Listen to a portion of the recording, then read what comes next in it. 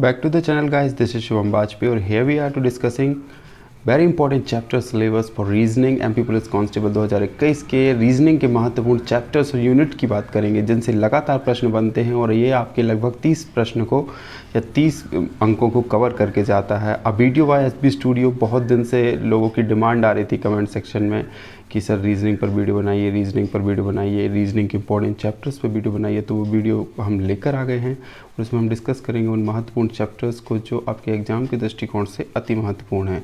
तो इसमें आपको इसका पीडीएफ भी आपको हमारे टेलीग्राम चैनल पर मिल जाएगा। साथ ही हम आपको बताएंगे उन बुक्स के बारे में, उस बुक्स के बारे में जो आपके एग्ज़ाम के दृष्टिकोण से सारे चैप्टर्स को एक ही बुक से कवर कर सकते हैं। तो पहला जो चैप्टर होता है ब्लड रिलेशन, रक्त संबंध जिसे हम कहते हैं। इस प्रकार के प्रश्नों में हम सही रिश्ते का पता लगाना होता है, एक का दूसरे से क्या संबंध है, यही हमारा आंसर होता है। जिसके उसके चाचा का, फूफा का, नाना का, ताऊ का, बहन का बेटा कौन था, ऐसे प्रकार के प्रश्न पूछे जाते हैं और इनको आपको सॉल्व करना होता है। तो जब भी ऐसे प्रश्न आए तो उसको अपने आप के ऊपर लेकर देखिएगा और अपने सही रिश्तों को उनको सेटिस्फाई करने पे आपको सही आंसर मिल जाएगा। दूसरा इंपॉर्टेंट चैप्टर होता है कूट लेखन या कूट वचन, कोडिंग या डिकोडिंग हम अंग्रेजी में इसे कहते हैं। इसमें अंग्रेजी के अल्फ़ाबेट और उनके स्थानीय मान के माध्यम से हमें सही उत्तर का पता लगाना होता है। ABCD लिखा होता है, तो जैसे E का मान 5 होता है, J का मान 10 होता है, O का मान 15 होता है, T का मान 20 होता है और Y का मान 25 होता है। तो इस हिसाब से जो होता है ना कि जो स्थानीय मान होता है अल्फ़ाबेट का, उसी के हिसाब से जो प्रश्न बनते हैं उनको सॉल्व किया जाता है कूट लेखन या कोडिंग डिकोडिंग में। तीसरा महत्वपूर्ण चैप्टर जो बनता है वो दिशा और दूरी का बनता है। इसमें हमें दिशा और दूरी से मतलब ऐसा होता है कि A B से बाईं ओर 5 किलोमीटर गया, फिर दाईं ओर 6 किलोमीटर गया, फिर दाईं ओर 5 किलोमीटर गया, तो A की और B की दूरी क्या हो गई। और ऐसे प्रकार से जो त्रिभुज बनते हैं, चतुर्भुज बनते हैं या जो एंगल बन जाता है उस हिसाब से प्रश्न बनते हैं। उनको आप जैसे ही बुक्स में देखेंगे आपको समझ में आ जाएगा, लेकिन ये इंपॉर्टेंट चैप्टर्स हैं परीक्षा के दृष्टिकोण से, तो आपको पढ़ लेना है दिशा और दूरी से संबंधित रीजनिंग के प्रश्न। चौथा हम बात करते हैं क्रम व्यवस्थाकरण या बैठक व्यवस्था। जो सिटिंग अरेंजमेंट के क्वेश्चन होते हैं कि एक व्यक्ति यहाँ से उठकर वहाँ बैठ गया और एक व्यक्ति यहाँ से उठकर वहाँ बैठ गया, और उसी प्रकार के जो प्रश्न होते हैं कि एक घेरे में लोग बैठे हुए हैं, टेबल के चारों तरफ लोग बैठे हुए हैं, फिर उनका जो सिटिंग अरेंजमेंट हमें व्यवस्थित करना होता है, उससे संबंधित जो प्रश्न बनते हैं वो क्रम व्यवस्थाकरण या बैठक व्यवस्था के अंतर्गत आते हैं, जिसे हम अंग्रेजी में सिटिंग अरेंजमेंट कहते हैं। फिर चौथा ये होता है कि अगर घड़ी में 90 डिग्री का कोण बन रहा है या 9 बजे हैं तो कितने डिग्री का कोण बनेगा, या 3 बजे हैं तो कितने डिग्री का कोण बनेगा। कोण से और टाइम से संबंधित जो प्रश्न होते हैं वो क्लॉक रिलेटेड प्रश्न कहलाते हैं। इससे भी परीक्षा में 1 या 2 प्रश्न आते हैं जिनको आपको कवर करना अति महत्वपूर्ण है। छठवां हम बात करते हैं कैलेंडर से संबंधित प्रश्न। तो कैलेंडर से संबंधित प्रश्न ऐसे होते हैं कि जैसे वो 2022, 2023, 2024 में किसी भी दिन की या इस तारीख को कौन सा दिन पड़ेगा या इस दिन को कौन सी तारीख पड़ेगी, इस प्रकार के जो प्रश्न होते हैं वो कैलेंडर से संबंधित प्रश्न होते हैं।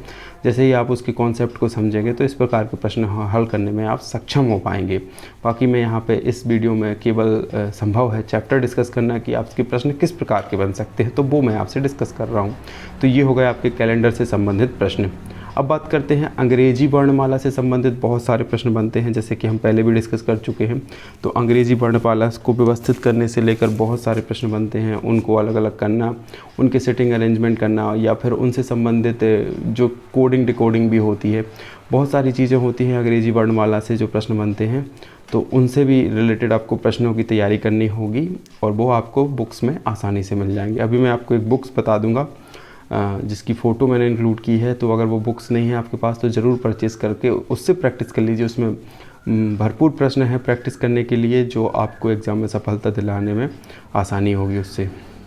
अब बोलते हैं कि अंग्रेजी का शब्द निर्माण गणित के अंकों से, मतलब ऐसा हो गया कि गणित के अंकों का, जैसे कि मैंने एजोटी एक वर्ड लिख दिया, EJOTY एजोटी, तो अब ये इसको मैं एजोटी ना लिख सकता हूँ 5, 10, 15, 20, 25, क्योंकि ये अल्फ़ाबेटिकल की वैल्यू है। मतलब 5वें नंबर पर E आता है, 10वें नंबर पर J आता है, तो इस प्रकार से गणित के अंकों का दे दिए जाएंगे, लेकिन उनसे आपको एक अंग्रेजी का शब्द बनाना होगा। इस प्रकार के प्रश्न भी आपको देखने के लिए मिल जाएंगे। 9 नंबर चैप्टर हम बात करते हैं कागज़ को मोड़ने से लेकर जो प्रश्न बनते हैं, पेपर फोल्डिंग से संबंधित जो प्रश्न बनते हैं। पता चला एक आपने A4 साइज़ का पेपर या वर्गाकार कागज़ लिया जाएगा, कई बार आयताकार कागज़ लिया जाएगा, फिर उसको फोल्ड कर दिया जाएगा तो वो त्रिभुज बन जाता है, या फिर वो वर्ग बन जाता है, वो आयत बन जाता है। तो उस हिसाब से उससे प्रश्न पूछे जाएंगे, उनको भी आपको देख के जाना है। इस प्रकार के प्रश्न भी एग्ज़ाम में पूछे जाते हैं। क्वेश्चन नंबर ये अपना 10वें नंबर जो चैप्टर है वो आता है दर्पण से संबंधित प्रश्न कि दर्पण है तो उसमें कैसी उसकी इमेज बन रही है। तो इसमें थोड़े बहुत साइंस के कॉन्सेप्ट भी लगते हैं, उससे प्रतिबिंब कैसे बन रहे हैं, कितने प्रतिबिंब बनेंगे, कैसे क्या प्रतिबिंब बनते हैं। तो एक प्रकार से ये तार्किक शक्ति, सामान्य ज्ञान, विज्ञान सभी का एक प्रश्न हो जाता है अपना दर्पण से संबंधित प्रश्न। तो इस प्रकार के चैप्टर को ज़रूर देख लीजिएगा, जो आपको आपकी लूसेंट की वर्बल रीजनिंग बुक में आसानी से मिल जाता है। इसकी आपको खूब प्रैक्टिस करने भी मिल जाएगी, तो आपको दिक्कत नहीं आएगी। 11 नंबर चैप्टर की हम बात करते हैं अंक गणितीय तर्क शक्ति, मतलब गणित के प्रश्नों से संबंधित जो क्वेश्चन होते हैं सॉल्व करने वाले, तो उनसे संबंधित प्रश्न भी आपको देख लेने हैं। फिर आते हैं डाइस या पासा से संबंधित प्रश्न, उससे भी बहुत सारे प्रश्न आते हैं, मतलब 1 या 2 प्रश्न जरूर पासे से संबंधित होते हैं, तो इनको भी आपको देख के जाना है। फिर कथन और पूर्व धारणाएं आते हैं, कुछ A B नहीं है, कुछ A B हैं, सभी A B हैं। इस प्रकार के जो स्टेटमेंट एंड जम्पशंस होते हैं उनके हिसाब से जो आपको डिसीजंस लेने होते हैं उस हिसाब से भी प्रश्नावली तैयार होती है। सो इस प्रकार के 5 या 6 क्वेश्चन जरूर आते हैं कथन या पूर्ण धारणाओं से संबंधित, तो इनको भी आप जरूर देख लीजिएगा। जल एवं प्रतिबिंब की हम बात करें तो वाटर इमेज से संबंधित प्रश्न भी आपसे पूछे जाते हैं एग्जाम के दृष्टिकोण से। ऐसा ज़रूरी नहीं है कि हर शिफ्ट में जल प्रतिबिंब के क्वेश्चन पूछे जाएँ, लेकिन कुछ एक शिफ्ट में देखा गया है कि जल एवं प्रतिबिंब के क्वेश्चन भी पूछे गए हैं।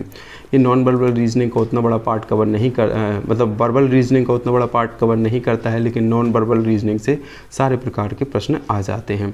सीरीज़ की बात करते हैं, एक पूरी सीरीज़ बना दी, जैसे 2, 4, 6, 8 और फिर मैंने 12 लिख दिया, तो इसमें एक मिसिंग जो है वो 10 एक जो है मिसिंग है, क्योंकि इसमें 2 का गैप है और ये जो है 2 का पहाड़ा है, 2 का दुनिया है। उस हिसाब से एक सीरीज़ बनती है, तो सीरीज़ आपको बहुत आसानी से समझ में आती है कि सीरीज़ होती क्या है, तो उसको भी आप ज़रूर देख लीजिएगा कि सीरीज़ क्या होती है। बात करते हैं क्लासिफिकेशन की, वर्गीकरण करना होता है, बहुत सारी चीज़ें दी गई होंगी इकट्ठी, बहुत सारा डेटा आपको इकट्ठा दिया गया होगा, उसका क्लासिफिकेशन करके आपको सही आंसर ढूंढना पड़ेगा, वो आपका क्लासिफिकेशन के अंतर्गत आ जाएगा। और आपको ये चैप्टर से ज़्यादातर चीज़ें पता नहीं चलेगी। आप जब बुक को खोलोगे और इन टॉपिक को उठा के उनका अध्ययन करोगे, उनकी प्रैक्टिस करोगे, तब जाके ये चीज़ें कवर होने वाली हैं, अन्यथा ये चीज़ें कवर नहीं होंगी। वर्णमाला से संबंधित, अल्फ़ाबेट से संबंधित प्रश्न तो बनते ही है, जैसे कि आप जानते हैं। कथनों की सत्यता की जांच जो डिसीजन मेकिंग पे आधारित होते हैं, verification of truth of statement जो हमें चेक करना होता है, उससे संबंधित भी प्रश्न तैयार होते हैं, उनको भी आप देख लीजिएगा। असमानता मतलब इनइक्वालिटीज़ की बात करें कि जो मतलब जैसे आपको 4 इमेज दे दी गई, 4 इमेज दे दी गई, लेकिन चारों इमेज एक सी दिखती है, लेकिन कुछ एक कमियों को छोड़कर, मतलब कुछ एक बात जो होती है चारों इमेज में नहीं होती है, किसी एक इमेज में वो चीज़ मिसिंग होती है, तो उसको अपन को फाइंड करना होता है, वही असमानता कहलाती है, वही इनइक्वालिटीज़ कहलाती है। उसी के हिसाब से प्रश्न तैयार होते हैं, तो उनको भी आप देख लीजिएगा। आरेखीय व्याख्या, डायग्रामेटिकल इंटरप्रिटेशन जो होता है, उसका मैंने एक यहाँ पे स्क्रीनशॉट लगाया हुआ है, कैसे प्रश्न होते हैं कि नीचे दिए गए प्रश्न की दी गई आकृति पर आधारित है। आपको दी गई आकृति को सही मानकर, भले ही वह सर्वज्ञात तथ्यों से प्रतीत हो, फिर तय कीजिए प्रत्येक प्रश्न के बाद दिए गए 5 विकल्पों में से इस आकृति का तर्क संगत रूप से अनुसरण करता है। जैसे कि गायक दे दिया है, कॉलेज के विद्यार्थी दिए गए हैं, नर्तक दे दिया है, तो इसमें पूछा है निम्नलिखित में से किसमें कॉलेज के ऐसे विद्यार्थी हैं जो केवल गायक हैं, नर्तक नहीं हैं। तो अपन को ऐसे विद्यार्थी ढूंढना है, कॉलेज के ऐसे विद्यार्थी ढूंढने हैं जो नर्तक नहीं हैं लेकिन गायक ज़रूर हैं। तो वो ऐसे कैसे हैं, उसमें अपना केवल डी दिख रहा है, डी देखिए जो है वो नर्तक के गोला से बाहर है, लेकिन गायक के गोले में है, और कॉलेज के विद्यार्थी गोले में है लेकिन नर्तक के गोले से बाहर है। तो केवल डी ऐसा है जो नर्तक नहीं है, गायक है। तो इस प्रकार के प्रश्न आपको करने हैं। और अब मैं बता देता हूँ आपको best book for MP police constable reasoning, Lucent की वर्बल रीजनिंग, ये जो बुक आपको दिख रही है लूसेंट की वर्बल रीजनिंग, ये आपको ख़रीद लेनी है। आपके पास है तो बहुत अच्छी बात है। इसमें ये सारा मटेरियल, इसकी जो अनुक्रमणिका है, जो विषय सूची है, उसमें आप देखिए चैप्टर सब लिखे हुए हैं, ये सारा कुछ कवर करती है। लेकिन जो पढ़ने हैं चैप्टर 20 मैंने आपको बता दिए हैं कि इससे संबंधित आपको तैयारी करनी है, बाकी सब में नहीं लगना है। जितना ज़्यादा आप कवर करके चलेंगे और प्रीवियस ईयर के जो टेस्ट पेपर दे रहे हैं उससे आपको ये अनुमान ज़रूर हो गया होगा कि ये प्रश्न कहाँ से उठाए जा रहे हैं और कितना क्या हमें पढ़ना है, कौन कौन से चैप्टर से प्रश्न आता है नहीं आता है। इतने समय पढ़ाई करने के बाद आपको इतना तो पता चल ही गया होगा। तो सादृश्य परीक्षा, वर्गीकरण, वर्गमाला, वर्णमाला, कोडिंग, डिकोडिंग, दिशा और दूरी, रक्त संबंध, पदानुक्रम तथा तथ्य, पदों का विश्लेषण, पदों का व्यवस्थीकरण, पहेली, क्विज टेबल, श्रृंखला, श्रेणीक्रम, गणितीय संक्रियाएँ, अंकगणितीय तर्क शक्ति, वर्ण अंक श्रृंखला, संख्याओं पर आधारित सशर्त समस्याएं, समीकरण पर आधारित प्रश्न, आरेखीय व्याख्या, शब्दों का तर्कसंगत, आंकड़ा, अनुगलक, इनपुट आउटपुट, असमानता, कैलेंडर, समय एवं घड़ियाँ, जल प्रतिबिंब, दर्पण प्रतिबिंब, पासा, कथनों की सत्यता की जांच, स्थिति, प्रक्रिया, परीक्षा, निर्णय, अध्ययन। तो ये लॉजिकल डिडक्शन को छोड़ दें अगर, तो हमारा जितने ये 29 चैप्टर दिए गए हैं ये काफ़ी महत्वपूर्ण चैप्टर हैं। इस लूसेंट की वर्बल रीजनिंग की बुक को आपको उठा लीजिए। आप पुरानी मिले तो पुरानी ले सकते हैं, नई मिले तो नई ले सकते हैं। ऐसा लिखा होगा लूसेंट की वर्बल रीजनिंग। आप इस बुक को तैयार कर लीजिए, आपकी जो रीजनिंग है वो बहुत अच्छे से तैयार हो जाएगी। और ये जो बुक की फ़ोटो ली है मैंने, ये मेरी ही बुक है जो मैंने एमपी पुलिस कांस्टेबल की तैयारी के दौरान प्रेफर करी थी। इसके अलावा मैंने रीजनिंग के लिए कुछ भी नहीं, मतलब ध्यान दीजिएगा, मैंने इसके अलावा कुछ भी नहीं पढ़ा।